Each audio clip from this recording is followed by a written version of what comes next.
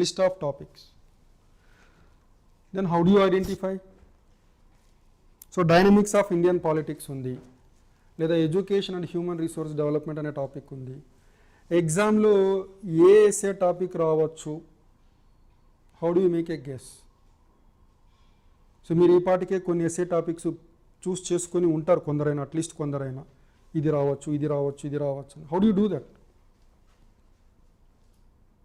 One is whether it has been in the news or not, first one, right? So మెయిన్గా ఇదేనండి, మనకు last 1.5 ఇయర్లో, last 2 ఇయర్స్లో, లేదా లాస్ట్ 4 ఇయర్స్లో, లాస్ట్ 10 ఇయర్స్లో కన్సిస్టెంట్గా న్యూస్లో ఉన్న టాపిక్స్ ఏంటి, which have become very very important. For example climate change, there is an emerging concept called climate justice, climate equity. Even our Indian prime minister COP conference of parties 26 మీటింగ్లో వీటి గురించి మాట్లాడినాడు, climate equity గురించి, climate justice గురించి. So that's one way how you can pick up the topics, right? So what we have done is, let it be any topic, science and technology కావచ్చు, society topics కావచ్చు, Indian polity కావచ్చు, economic growth కావచ్చు, whatever. We have seen the topics which have been in the news in the last 3 to 4 years. Out of them, those issues which have remained a big problem and which have been continuously in the news, they have been carefully picked up. So మీకు ఎగ్జామ్లో రావడానికి అవకాశాలు చాలా ఎక్కువగా ఉన్న కొన్ని topics మేము identify చేస్తాం. ఖచ్చితంగా వస్తాయంటే చాలా వరకు వస్తాయి, రావచ్చు, ఛాన్సెస్ ఉన్నాయి. When I have taught for UPSC, believe me, నేను అబద్ధం చెప్పట్లేదు, నిజం చెప్తున్నాను. There was one institute by name Ram Sudhir IAS academy. అక్కడ నేను ప్రిలిమ్స్ క్లియర్ చేసి మెయిన్స్ ప్రిపేర్ అయ్యే వాళ్ళకి 2 ఎస్ఏలు చెప్పానండి, 2 ఎస్ఏలు. ఒకటి ఎడ్యుకేషన్, రెండవది అగ్రికల్చర్. ఆ ఇయర్ అవి 2 వచ్చాయి. తర్వాత 2016లో నేను ఎస్ఏ మాడ్యూల్ స్టార్ట్ చేసినప్పుడు the first SA which I have taught is interstate river water disputes. ఆ ఇయర్ ఆ ఎస్ఏ వచ్చింది. అంటే ఇలా మనం గెస్ చేసే ఎస్ఏస్ ఎగ్జామ్లో రావడానికి ఛాన్సెస్ చాలా ఎక్కువగా గ్రూప్ 1లో ఉంటుంది. ఎందుకంటే యూపీఎస్సీ ఎగ్జామ్ ప్యాటర్న్ మారిపోయింది. యూపీఎస్సీలో అడిగే జనరల్ ఎస్ఏ స్టైల్ మారిపోయింది. Most of the questions are now philosophical statements. అలాంటి ప్రాబ్లం మనకు గ్రూప్ 1లో లేదండి. ఏపీపీఎస్సీ గ్రూప్ 1 మెయిన్స్ కావచ్చు, టీఎస్పీఎస్సీ గ్రూప్ 1 మెయిన్స్ కావచ్చు. My strong conviction, my strong belief is, మేము ఐడెంటిఫై చేసిన 25 టాపిక్స్లో కంఫర్టబుల్గా అట్లీస్ట్ ఒక్కొక్క సెక్షన్కి ఒకటైనా వచ్చే ఛాన్సెస్ చాలా ఎక్కువగా ఉంటాయి. Because I have identified these topics based on my own experience of the last 1 decade. Last 10-15 సంవత్సరాల్లో మేము గెస్ చేసినవి యూపీఎస్సీలో ఎప్పుడైనా వచ్చాయా, ఈ ఎక్స్పీరియన్సెస్తో నేను చెప్తున్నా. Last 1 decade I have seen, I have return the exams also. So guess చేసినవి ఎంతవరకు వస్తున్నాయంటే చాలా వరకు వస్తున్నాయి. అవి ఇంక్లూజివ్ గ్రోత్ గెస్ చేశాను, అది 11 నుంచి వస్తుంది అనుకుంటే 15లో అడిగాడు. ఎప్పుడో సరైతే వస్తుంది, ఎందుకంటే ఆ టాపిక్ అంత ఇంపార్టెన్స్ ఉంటుంది, right? So these topics were carefully chosen. Most probably at least 1 in every section will come. If the examiner అంటే పేపర్ సెట్ చేసేవాళ్ళు generally they keep in mind, మీరు ప్రిలిమ్స్ పేపర్ చూశారు, that paper has been set very properly with very good standards. అలానే mains paper setting కూడా చాలా ప్రాపర్గా ఉంటుందండి. ఎవరికి పడితే వాళ్ళకి ఇవ్వరు. మోస్ట్లీ ఐఐటి, ఐఐఎం బ్యాక్గ్రౌండ్ ఉన్న వాళ్ళకి, రెప్యూటెడ్ హైయర్ ఎడ్యుకేషనల్ ఇన్స్టిట్యూషన్స్కి పేపర్ సెట్టింగ్ ఇస్తారు. మీరు 2020 ఏపీపీఎస్సీ గ్రూప్ 1 మెయిన్స్ పేపర్స్ కూడా చూడండి, they are set very properly. The quality of questions and the standard of questions are also equally good. So will they follow certain benchmarks, standards when they set the paper? Science and technology, what topics have been in the news in the last 1 or 2 years or last 3-4 years? Keeping that in mind, the relevance of the topic, they will pick the topics. So that exercise we have done. So probably these may come. అంటే ఇవి మాత్రమే మేము చదువుకుంటాము అంటే సరిపోకపోవచ్చు. These topics shall be your priority. ముందు ఈ 24 topics finish చేసిన తర్వాతనే you can go for other topics is our suggestion. Okay, then so this is the first topic in your SA syllabus. So general SA TSPSC group 1 mains general SA పేపర్లో first section ఏలో first topic ఇదే, contemporary social issues and social problems. ఇందులో మాకు what we felt very important, these are the topics. Uniform civil code. Uniform civil code ఎందుకు న్యూస్లో ఉంది నేను చెప్పాను. గుజరాత్ కానీ, గుజరాత్ ఉత్తరాఖండ్ రీజన్ కాదండి. మనకు 21st law Commission of India కూడా దీని మీద ఒక డిస్కషన్ పేపర్ రిపోర్ట్ ఇచ్చింది. This matter was even referred to the present 22nd Law Commission of India also. BJP main agenda ఇది యూనిఫామ్ సివిల్ కోడ్ తీసుకురావడం. We have already seen Jammu and కాశ్మీర్కి BJP అధికారంలోకి వస్తే స్పెషల్ అటానమీ తీసేశారు. So that's why this is very important, uniform civil code. తర్వాత social inclusion very important అండి. Social inclusion, సమ్మిళిత వృద్ధి అంటాము, సామాజిక సమ్మిళిత అంటాము. రీసెంట్లీ మీరు టీఎస్పీఎస్సీ గ్రూప్ 1 ప్రిలిమ్స్ చూసినట్లయితే దెర్ వాజ్ వన్ క్వశ్చన్ 2021లోను 22లోను నీతి ఆయోగ్ రిపోర్ట్ ఇచ్చిందండి, సోషల్ సెక్టార్ ఇంక్లూజన్ రిపోర్ట్. దీని మీద మీకు ప్రిలిమ్స్లో క్వశ్చన్ వచ్చింది. అంటే మల్టీ డైమెన్షనలీ పూర్ ఏ స్టేట్స్లో ఎక్కువ మంది ఉన్నారు, ఎక్కడి నుంచి తీసుకున్నారు ఈ క్వశ్చన్? ఆ రిపోర్ట్ నుంచే తీసుకున్నారు. మీకు ఇంకెక్కడ వెతికినా దానికి ఆన్సర్ దొరకదు. I have tried that. News పేపర్లో ఎక్కడ వెతికినా, గూగుల్లో వెతికినా దానికి ఆన్సర్ దొరకదు. ఆ సోషల్ ఇంక్లూజన్ సెక్టార్ రిపోర్ట్లోనే మీకు దొరుకుతుంది. So the concept of inclusive growth, social inclusion, Dalit empowerment, marginalisation of tribals, ఇవన్నీ కూడా ఈ టాపిక్లో వస్తాయి, సోషల్ ఇంక్లూజన్లో వస్తాయి. So this topic we feel very important. మీకు అగైన్ జనరల్ ఎస్ఏకి మీరు ప్రామాణికంగా ఫాలో అవ్వాల్సిన సోర్స్ ఏంటంటే Yojana. So government of India, ministry of information and broadcasting వాళ్ళు ప్రతి నెల ఒక అంశం పైన యోజన రిలీజ్ చేస్తారు. ఇవన్నీ కూడా లైమ్ లైట్లో ఉన్నవి, ఇంపార్టెన్స్ ఉన్న టాపిక్స్ అనమాట. సో సోషల్ ఇంక్లూజన్ పైన నంబర్ ఆఫ్ యోజన ఇష్యూస్ వచ్చాయి ఈ మధ్యకాలంలో. The next one food and nutritional security. ఇది కూడా వెరీ వెరీ ఇంపార్టెంట్. ఎందుకు important? National food security act 2013 ప్రకారము జనాభాలో 67% మంది లబ్ధిదారులు.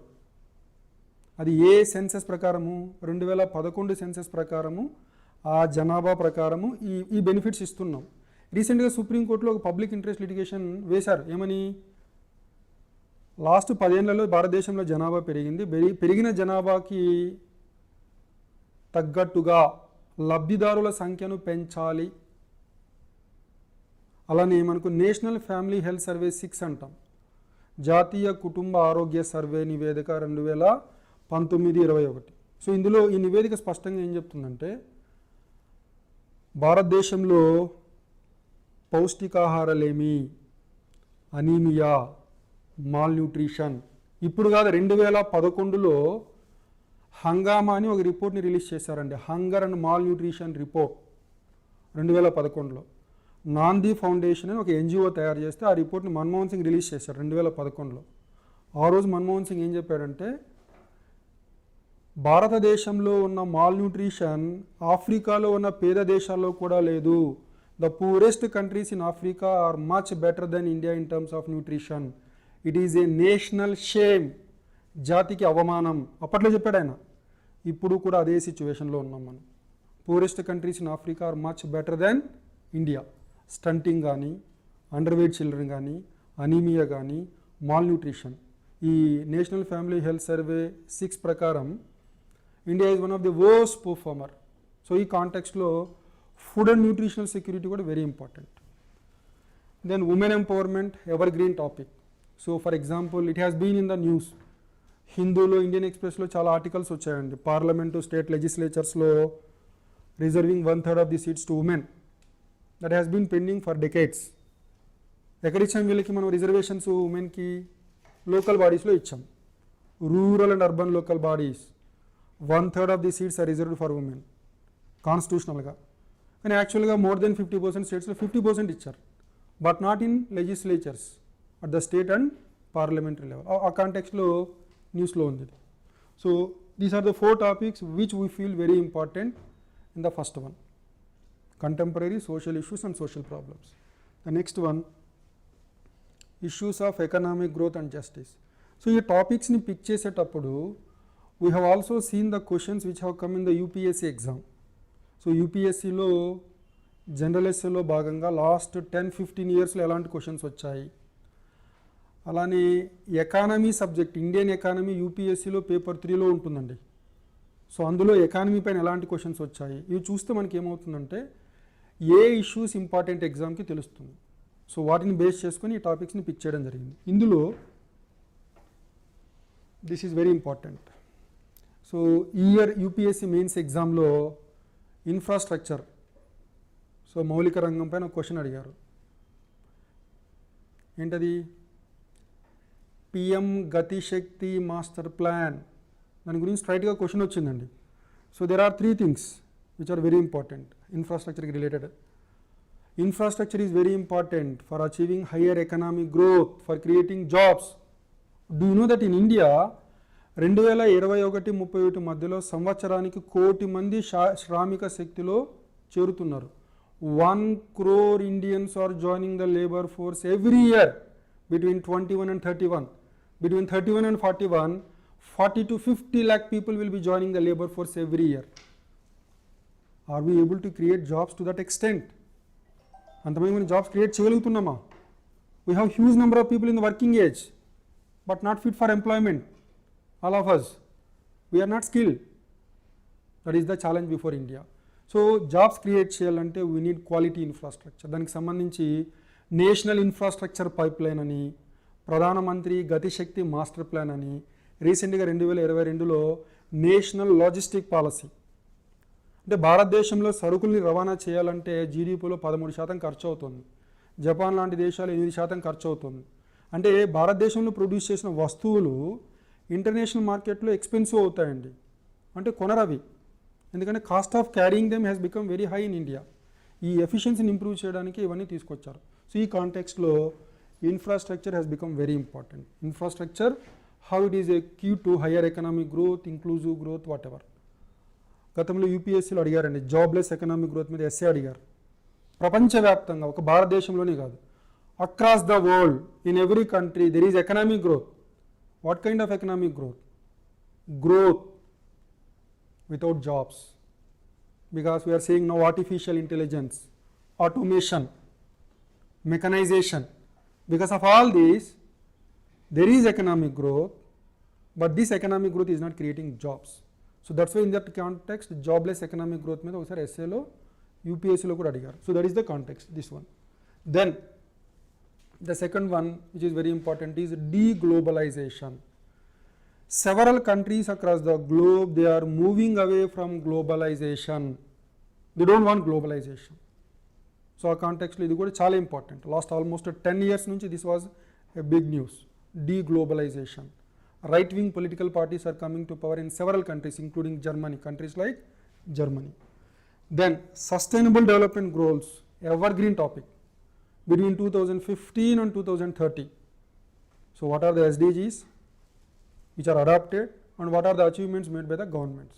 So sustainable development goals, సుస్థిరాభివృద్ధి లక్ష్యాలు, సో వాటిని సాధించడంలో ప్రగతి. That's very very important. ఎందుకంటే మనకు నీతి ఆయోగ్ ఎస్డిజి ఇండియా ఇండెక్స్ అని తీసుకొచ్చింది. Periodically they come up with reports which state is doing well, which is not doing well, creating competition among the states. ఈ మధ్యకాలంలో లోకలైజింగ్ SDG goals అని కూడా వస్తున్నాయి. అంటే స్థానిక ప్రభుత్వాల స్థాయిలో కూడా వీటి మీద మానిటరింగ్ తీసుకొచ్చే ప్రయత్నం దేశవ్యాప్తంగా జరుగుతుంది, ఆంధ్రప్రదేశ్లో ప్రత్యేకంగా జరుగుతుంది. సో ఈ సుస్థిరాభివృద్ధి లక్ష్యాలు very very important.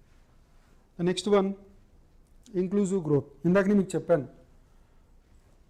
Oxfam inequality report మనం 1990లో we started with economic reforms. What is the consequence? 30 ఏళ్ళలో మనం సాధించింది ఏంటి? In the last 3 decades of economic reforms, few billionaires, they own a significant share of the national wealth. The bottom 50%, they own only around 3 to 4% of national wealth. Huge increase in economic inequalities. Very few in the Indian population controlling the national wealth, enjoying the national wealth. So in that context, inclusive growth, that is also very important. So inclusive growth lo ivanni vachestayi meeku. Poverty, jobless economic growth. The next one, G20, again very very important. Why is it important? Tell me. Now India is the president of G20 for another 1 year. So G20 is under Indian presidency. So this is an opportunity for India to change the rules of the game at the global level with respect to global economic architecture in favor of the developing countries. So ఈ బాధ్యతని భారతదేశం ఎంత గొప్పగా నిర్వర్తిస్తుందో అభివృద్ధి చెందుతున్న దేశాలని చూస్తున్నాయి భారతదేశం వైపు. So that's why this is very important. G20 under Indian presidency. So these are the 5 topics which we feel important. The next one dynamics of Indian politics. So దీంతో ప్రాబ్లం ఏంటంటే డైనమిక్స్ ఆఫ్ ఇండియన్ పాలిటిక్స్లో ఒక 50 topics వస్తాయి, కానీ అన్నీ చదవలేం. This is a very dynamic topic, but we have identified few which you can focus upon. The first one, ఈరోజు నేను చెప్పబోయే topic collegium versus NJAC. So exam మెమరీలో ఉంటుంది, ఎగ్జామినర్ మెమరీలో ఉంటుంది. ఇది లాస్ట్ 4-5 మంత్స్ నుంచి ఇది న్యూస్లో ఉంది. సో పేపర్ సెట్ చేసేవాడు ఆయన దృష్టిలో ఉంటే ఇది అడిగే ఛాన్స్ ఉంది. Inter state river water disputes, ఇది మీకు పాలిటీలో కూడా ఉందండి. పేపర్ 3లో పాలిటీలో ఉంది, ఐ థింక్ జాగ్రఫీలో కూడా ఉంది, ఎస్ఏ కూడా important. Inter state river water disputes. The next one, ఇవి కూడా న్యూస్లో ఉన్నాయండి. ఫెడరలిజం, అప్పుడు నూతన వ్యవసాయ చట్టాలు, వ్యవసాయము రాష్ట్ర జాబితాలో ఉంది, మరి పార్లమెంట్ ఎలా చట్టాలు చేస్తుంది? సో చాలా రాష్ట్రాలు దీనికి వ్యతిరేకంగా నిరసనలు సమ్మెలు చేశాయి. ఫైనల్గా ఎలక్షన్స్ టైంలో మోడీ ఏం చేశాడు? వీటిని వెనక్కి తీసుకున్నాడు. అలానే గవర్నర్ వ్యవస్థను యూజ్ చేసి చాలా రాష్ట్రాలని కేంద్ర ప్రభుత్వం కంట్రోల్ చేస్తుంది. సో అదే టైంలోనే ఉత్తరాఖండ్ చీఫ్ మినిస్టర్ ఒక పదం వాడాడు, కాంబాటివ్ ఫెడరలిజం అని, పోరాట సమాఖ్యవాదం, అంటే కేంద్ర రాష్ట్ర ప్రభుత్వాల మధ్య ఘర్షణ. సో ఇవన్నీ న్యూస్లో ఉన్నాయి. Cooperative federalism, competitive federalism, combative federalism, the role of institution of governor. So federalism is one very important issue, that too in the context of NITI Aayog. Niti Aayog, it is meant for promoting, facilitating cooperative and competitive federalism.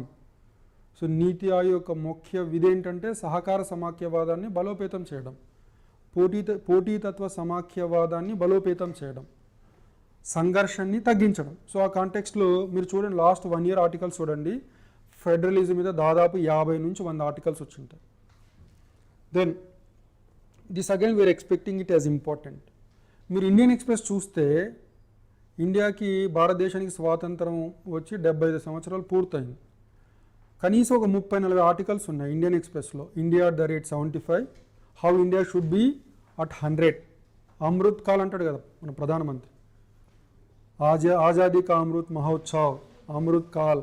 అంటే by 2047 2047 నాటికి భారతదేశానికి స్వాతంత్రం వచ్చి 100 సంవత్సరాలు పూర్తవుతుంది. So ఆనాటికి భారతదేశం ఎలా ఉండాలి, గత 75 సంవత్సరాల్లో మన విజయాలేంటి, మన వైఫల్యాలేంటి. సో ఆ కాంటెక్స్లో ఇది కూడా ఇంపార్టెంట్. ఈ 4 టాపిక్స్ డైనమిక్స్ ఆఫ్ ఇండియన్ పాలిటిక్స్లో సరిపోతాయా అంటే ఐ హ్యావ్ ఎ డౌట్. ఉదాహరణకి హిందూ జాతీయ భాషగా చేయవచ్చా? That was in the news. Freebies, it was in the news. జమిలీ ఎన్నికలు, simultaneous elections, it has been in the news. Sedition, దేశద్రోహ చట్టం, it has been in the news. ఇలా చాలా టాపిక్స్ న్యూస్లో ఉన్నాయి. వాడు ఏం అడుగుతాడో తెలియదు. On priority basis I feel that these 4 topics are important. In course of time I think there is a book which is available in the market return by me. I think that's the only book available in the market. ఒక 87 SA టాపిక్స్తో English medium వాళ్ళకి SA book release చేశాను రీసెంట్గానే, with all the topics which are included. Telugu medium వాళ్ళకి ఇంకో 2 వారాల్లో వస్తుంది. ఈ 24 టాపిక్స్ మీరు చదివిన తర్వాత వాటిల్లో ఇంకొన్ని టాపిక్స్ పిక్ చేసుకోండి. ఇంకా టైం ఉంటుంది మీకు, జూన్ కదా, టైం ఉంది, 4.5 months ఉంది. కొందరికి ఆల్రెడీ సీనియర్లు ఎవరైతే అప్పటి నుంచి ప్రిపేర్ అవుతున్నారో వాళ్ళకి టైం ఉంటుంది. మరి జూన్లో కూడా ఎగ్జామ్ జరుగుతుందో జరగదో అని కొన్ని అనుమానాలు కూడా ఉన్నాయి కొందరికి, I don't know. So if you have time you can work on some more topics. So ఇవి డైనమిక్స్ ఆఫ్ ఇండియన్ పాలిటిక్స్లో what we feel very important. Then historical and cultural heritage, ఇందులో కూడా ఒకటి globalisation and its impact on Indian culture. మీరు UPSC paper 1లో questions చూసారంటే almost every year there is a question on globalisation and its impact on Indian culture. ఒకసారి ఏమడిగారంటే impact of globalisation on Indian women, impact of globalisation on elderly age people, ఇలాంటి ప్రశ్నలు వచ్చాయి. So globalisation, how it is affecting Indian culture, that's one important topic. Then again our heritage and our responsibility. So ఇది ఒకసారి APPSC group 1లో కూడా అడిగారండి గతంలో. India has got a rich cultural heritage which we say composite culture. భిన్న మతాలు, సంస్కృతులు సామరస్యంగా సహజీవనం చేయడం. ప్రపంచంలో ఇంత గొప్పగా ఏ దేశంలో లేదండి. మిశ్రమ సంస్కృతి అంటే సామరస్యంగా సహజీవనం చేయడం, ఇది భారతదేశానికి బలమా బలహీనత అలా అడిగే ఛాన్స్ ఉంది. So how to protect this culture, composite culture, how to take it forward. అందుకని మీకు సిలబస్లో ఇండియన్ సొసైటీలో టాపిక్ ఉందండి, మల్టీ కల్చరలిజం అని. That multiculturalism is all about preserving the diversity, preserving the composite culture and promoting it. So ఆ కాంటెక్స్లో ఇది important. So ఇవన్నీ లింక్డ్ టాపిక్స్ అండి. ఇంకొక పద్ధతి ఏంటంటే we have a number of religions in India which took birth in India. So it can be Buddhism, Jainism, Islam, Christianity, what impact they had on Indian culture. ఉదాహరణకి there is something called idolatry, విగ్రహారాధన. హిందూ మతంలో ఇప్పుడు ఉంది. ఏ మతం నుంచి వచ్చింది అది? Which is the first religion to start with idolatry. దేవునికి మానవ రూపం ఇచ్చి ఆరాధించడం ఏ మతంలో మొదటిసారిగా పుట్టింది? బుద్ధిజంలో. మళ్ళీ అందులో Mahayana Buddhism. From Mahayana Buddhism this concept of idolatry came to Hindu religion. So like this what is the impact of Buddhism, Jainism, Islam, Christianity and Indian culture. So ఇలా అడగచ్చు mostly. Then science and technology, developments in science and technology. This is one question, artificial intelligence. So దీని మీద యూపీఎస్సీలో కూడా generalise అడిగారండి. There was a report of NITI Aayog on artificial intelligence. ఒక research paper కూడా ఉంది. మేబీ ఆ కాంటెక్స్ట్లోనే అడిగినట్లున్నారు. And again there is a worry, if artificial intelligence takes over, what will happen to jobs? Will countries and people be losing jobs, or we will be creating more jobs? So our context lo artificial intelligence has become very important, because there was a lot of debate around this because of the reports of NITI Aayog. Climate justice, again very very important. Climate change, global warming. As I said, in several countries there are a number of activists who are demanding for climate justice. Somebody is responsible for a problem, somebody else is suffering. The developed western countries are responsible for the problem of climate change and global warming, but the poorest countries in South Asia, like example, they are the worst victims of, it could be tropical cyclones. If you have seen Pakistan witnessed floods.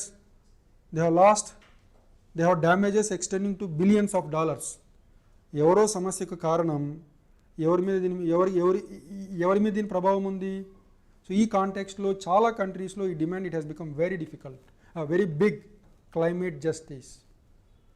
So ఇది APPSC group 1 సిలబస్లో కూడా ఉంది, but ఈ మధ్యకాలంలో news పేపర్స్లో కూడా చాలా రెగ్యులర్గా కవర్ చేశారు. Climate equity, climate justice. Even our own prime minister of India 2021లోను 22లోను COP 26 మీటింగ్లో he spoke about this climate justice and climate equity. ఒక ఇండియాలోనే కాదు, across the globe, at the global level this topic is very important. Then India as a space power. See Indian space sector has become almost self reliant. ఒకప్పుడు మనము communication శాటిలైట్స్ని పంపించడానికి European space agency మీద depend అయ్యేవాళ్ళం. Now it's not that. We have developed our own cryogenic engine. Now India is in a position to send even communication satellites from within India. And the cost of sending satellites from India is very very cheap. Even the developed countries, they want to send their satellites through India because it costs very low for them. So our context lo ISRO chairmen, they have written a number of articles in Yojana on India rising as a space power. So that's the context, India as a space power. Then again, social media. We have seen the problems and challenges which social media is creating. So it could be cyber security, or it could be terrorism, or it could be hate speech. So in context lo the role of social media, and whether social media it enables, it facilitates our free speech, but at the same time it also throws several challenges. How to regulate the social media. So in context lo this, we feel that this topic is important. So these are the list of topics which we feel as very important for exam, but it is not the exhaustive list. Most probably వీటిలో నుంచి కనీసం కొన్నైనా వస్తాయి. 3 సెక్షన్లో at least 2 సెక్షన్లో నేను guarantee ఇవ్వగలను. Right? So over and above these 24 topics, you are supposed to read from the book what is available in the market.